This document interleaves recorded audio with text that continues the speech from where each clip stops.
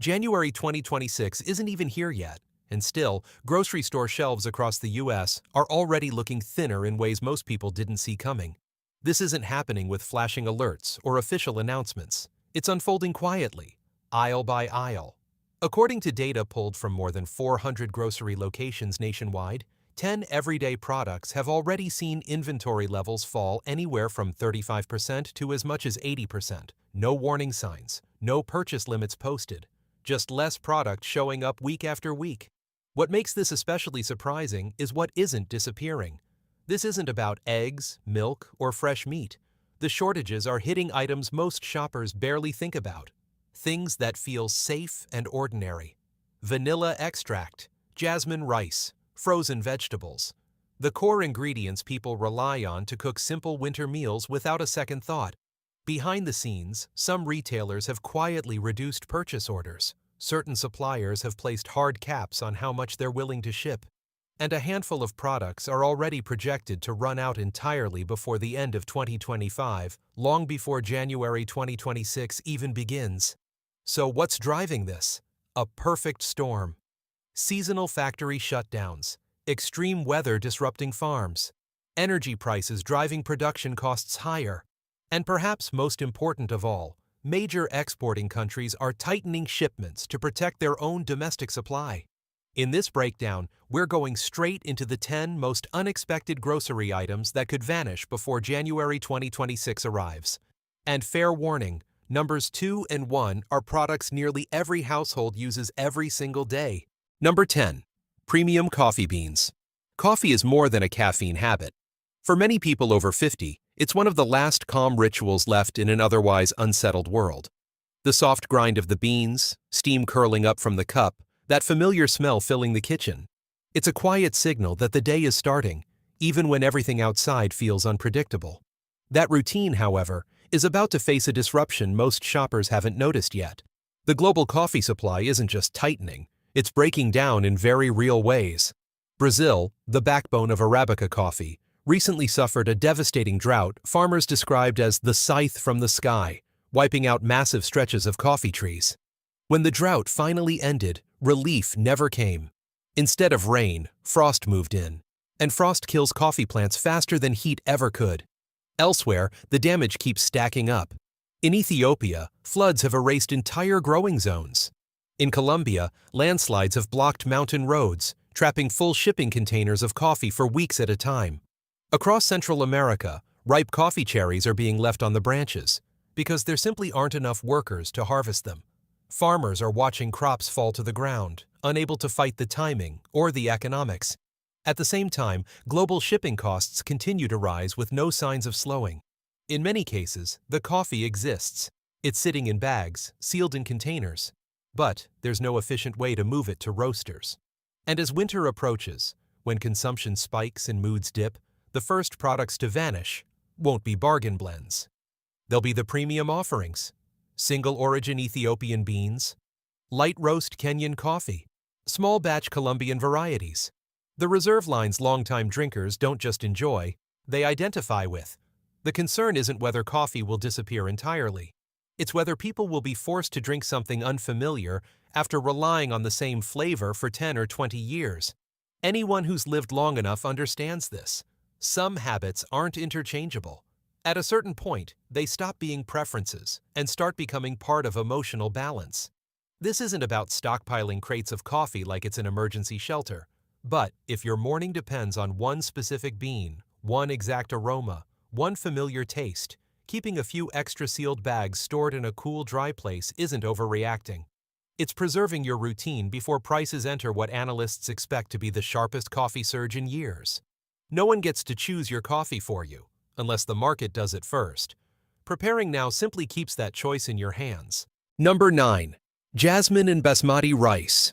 When a basic staple quietly turns into a luxury. There's something unusual about rice. Most people don't think about it at all. No one pauses midday and says, "Thank goodness we still have rice." It's invisible until the bag runs low. That's when its importance suddenly becomes very real. I once heard a story from a Thai aunt about her first years in the US during the 1990s. She arrived with a single small bag of jasmine rice, As it slowly emptied, she stopped cooking freely. Portions became measured, half a cup at a time. Not because she was rationing money, but because she wasn't sure she'd ever find that same rice again in American stores. She told me something I've never forgotten. When you don't have the rice you grew up with, it doesn't feel like home anymore. 3 decades later, that story is resurfacing, but for a different reason. This time, it's not about limited imports or unfamiliar grocery aisles. It's because the global rice supply itself is under pressure. India has extended export restrictions for another year, pulling tens of millions of tons of jasmine and basmati rice off the world market. Thailand has been hit with weeks-long flooding. The Mekong Delta, the heart of Southeast Asia's rice production, is experiencing the worst saltwater intrusion ever recorded. Meanwhile, U.S. farmers are shifting away from rice altogether, choosing soybeans instead because they're more profitable and less exposed to weather risk. Then there's China. When a country of nearly 1.5 billion people places massive rice orders to secure its own supply, the entire global market tilts instantly. There's an old saying traders repeat: when China buys, everyone else waits. Your audience already knows this isn't theoretical. They're seeing it firsthand. In some U.S. states, jasmine rice has completely vanished from shelves. In others, prices have jumped sharply, while only lower-grade blends remain. One shopper summed it up perfectly. "I've eaten this rice for 40 years. Do I really have to change now?" That's not an easy question to answer. You can't ask a South Asian family to replace basmati with generic long grain any more than you can ask an Italian household to swap spaghetti for instant noodles. Food isn't just fuel. It's memory, identity, comfort. But here's the honest part. If jasmine or basmati rice is a daily staple in your home, keeping an extra 5 to 10 kilograms on hand isn't panic buying. It's practical preparation. Properly stored rice lasts a long time. And when the market tightens further in the early weeks of 2026, you won't be forced into frantic store-to-store searches just to find the grain you've eaten your entire life. Rice doesn't only feed the body. Sometimes it feeds memory. And memory isn't something you want to lose simply because the global supply chain is slowly unraveling, one quiet disruption at a time. Number 8. Vanilla extract, the smallest bottle with the biggest sting at checkout. If there's one ingredient quietly transforming from a casual baking add-on into a genuine luxury, it's vanilla extract. It sits innocently on the shelf, but lately that tiny bottle has been hitting grocery budgets harder than almost anyone expected. Here's what most shoppers don't realize. Nearly 80% of the world's natural vanilla comes from a single, extremely vulnerable region, Madagascar. And vanilla isn't a fast-growing crop. It's an orchid that must be hand-pollinated, and it takes 3 to 4 years before a plant produces its first usable bean.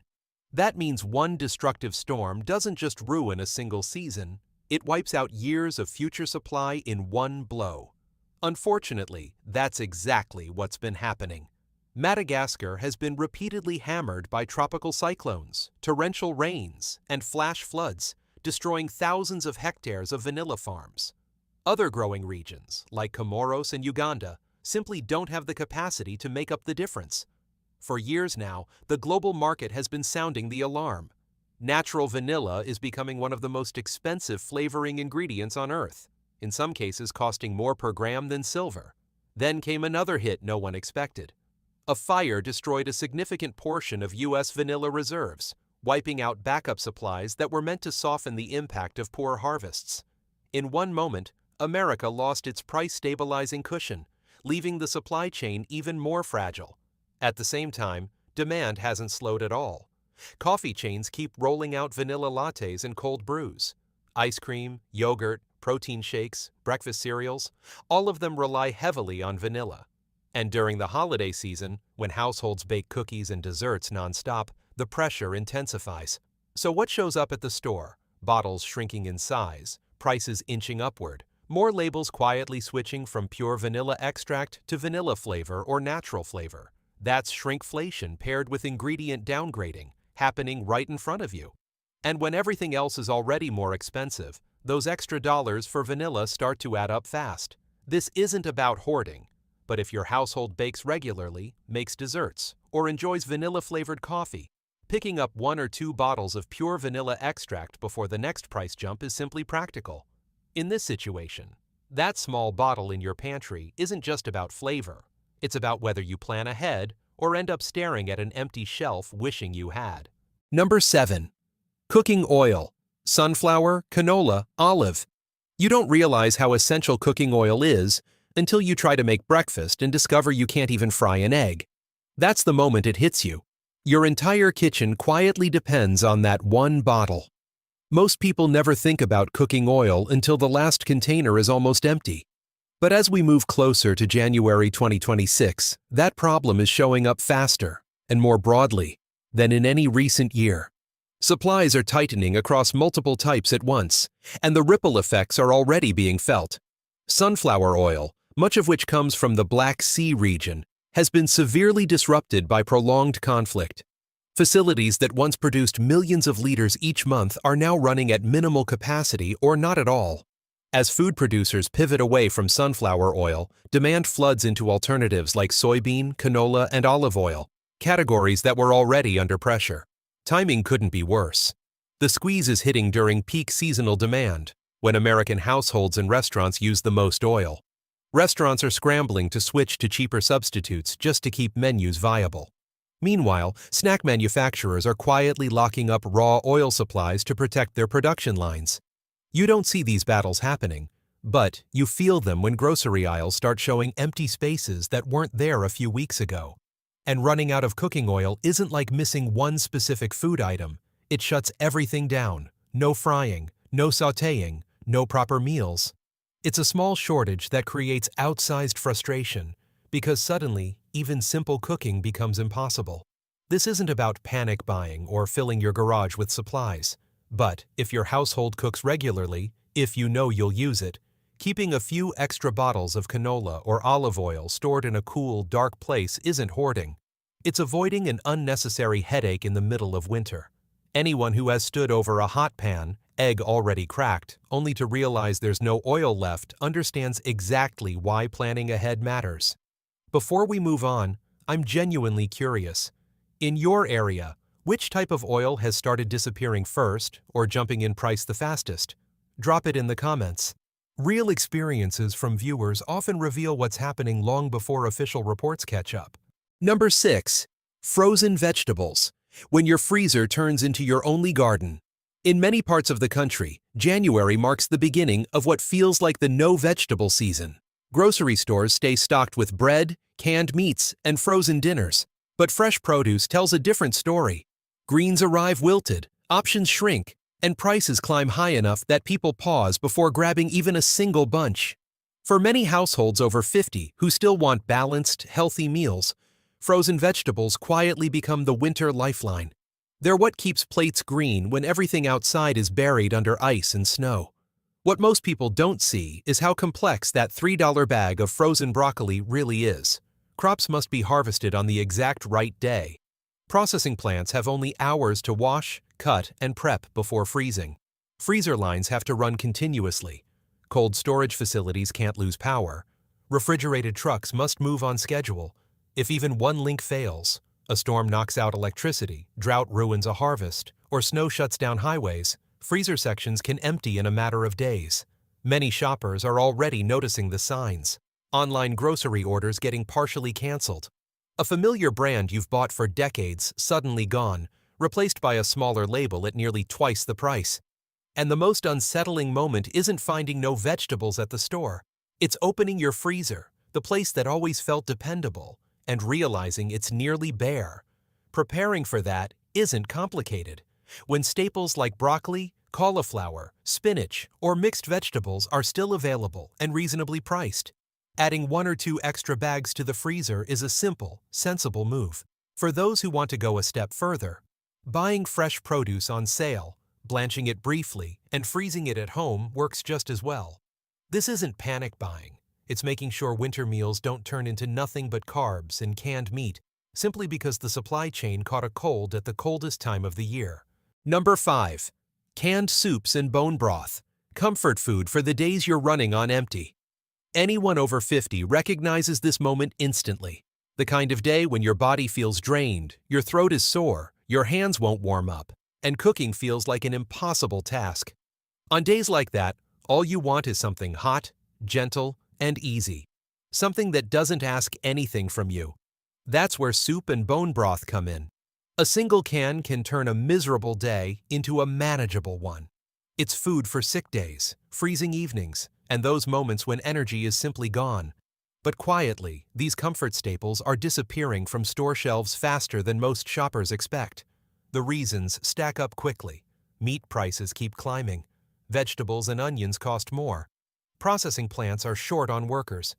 Even the metal used for cans has become more expensive on the global market. Add one major snowstorm that shuts down transportation routes, and an entire soup aisle can be emptied in a matter of hours. Many viewers have shared the same experience. They didn't realize they were down to their last can until they were already sick. And as we move toward early 2026, that scenario is shaping up to repeat itself, only with higher prices and fewer options. This isn't about loading your pantry with cases of soup, but if canned soup or bone broth is something you depend on when you're tired, when the weather turns brutal, or when cooking just isn't possible, keeping a small backup supply isn't hoarding. It's making sure that when you truly need comfort and warmth, it's already there waiting for you. Number 4. Baby formula, especially sensitive and specialized varieties. This isn't about cost or convenience. This is about a child's well-being. There is no item in a grocery store that creates more fear than baby formula. Adults can adjust, switch brands, or change flavors. Infants don't have that option. And for babies who depend on specialized formulas, hypoallergenic, gentle, or amino acid-based, missing the exact product they need can turn daily life into a full-blown emergency. Late winter and early January are historically the most dangerous months for formula availability. Manufacturing plants pause for scheduled maintenance. Severe weather disrupts transportation. Import regulations tighten. And when supply begins to shrink, it's always the specialty formulas that vanish first. The very ones doctors recommend for sensitive babies. One mother shared a comment that says everything. I went to 6 different stores and found one single can, and it wasn't the type my baby needs. I broke down crying at the checkout. That sentence alone explains why formula shortages are every parent's worst fear. There's one rule that cannot be stressed enough here. All decisions about infant formula must follow your pediatrician's guidance. No homemade substitutes, no mixing brands, no online recipes. Safety always comes first.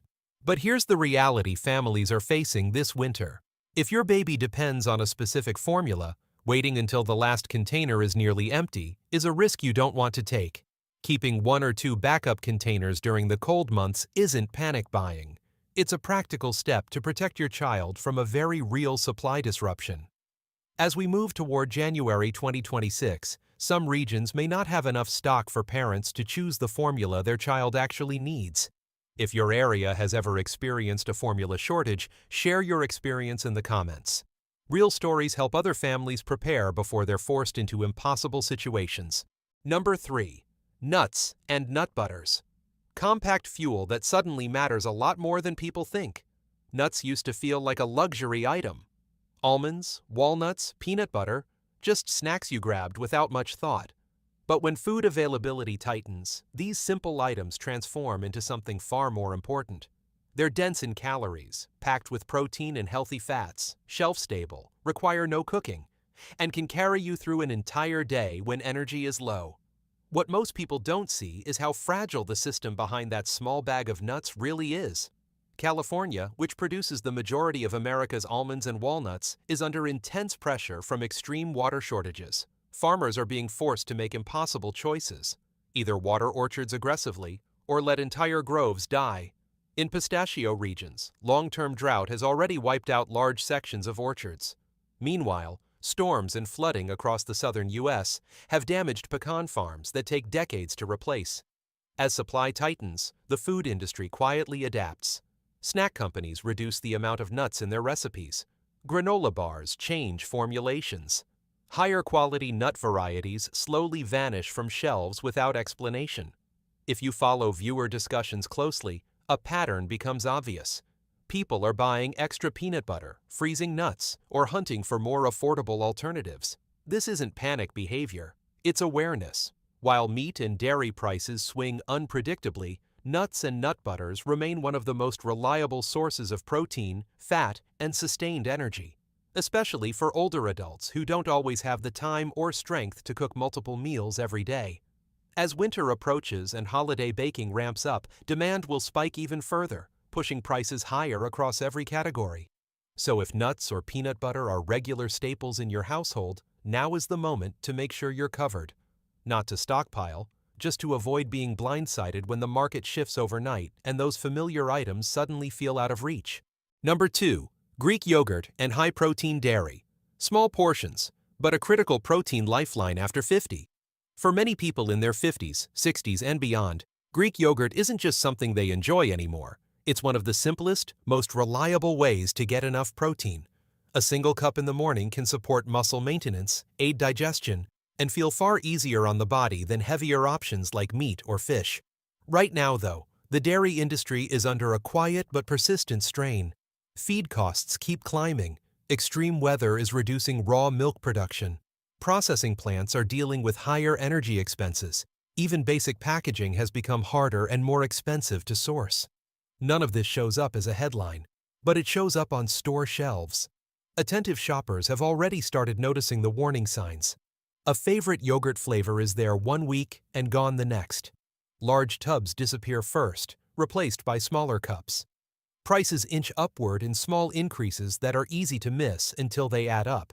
These are subtle changes, but they're unsettling for anyone who depends on these products every single day. Greek yogurt, kefir, skyr, and cottage cheese all sit in the category most vulnerable to milk supply disruptions. As the year winds down, dairy demand rises, while factories often slow production around the holidays. That's when gaps become more noticeable, especially in higher protein options. If these foods are your primary protein source, particularly if your doctor has advised increasing protein to protect muscle and bone health, this isn't just about groceries. It's about daily stability and nutrition. That's why many people choose a simple approach. When their preferred brand is available, they pick up 1 or 2 extra containers to stay ahead. With a typical shelf life of 2 to 3 weeks, yogurt is one of the safer items to keep on hand if it's part of your routine. And if shortages tighten further, having backup plans matters. Regular yogurt mixed with whey protein or temporarily switching to cottage cheese can help maintain protein intake without being thrown off by sudden market shifts. A little flexibility now can prevent a lot of disruption later. Number 1. Aluminum foil. Not food, but something your entire kitchen quietly relies on. Most people never give aluminum foil a second thought. You don't eat it, you don't crave it, and you rarely notice it until it's gone. Suddenly, roasting a turkey, covering a lasagna, baking potatoes, lining a sheet pan, or freezing leftovers becomes a problem. When foil runs out, a surprising amount of everyday cooking simply stops. From late 2025 into early 2026, aluminum foil has quietly turned into one of the most unstable items in the household supply chain. And the reasons aren't complicated, they're structural. Producing aluminum requires enormous amounts of electricity, and rising energy costs have forced multiple smelters to slow production or shut down entirely. On top of that, foil mills depend heavily on European machinery, and replacement parts are stuck in long-running global supply bottlenecks. At the same time, China has sharply reduced aluminum exports in order to prioritize its own domestic manufacturing.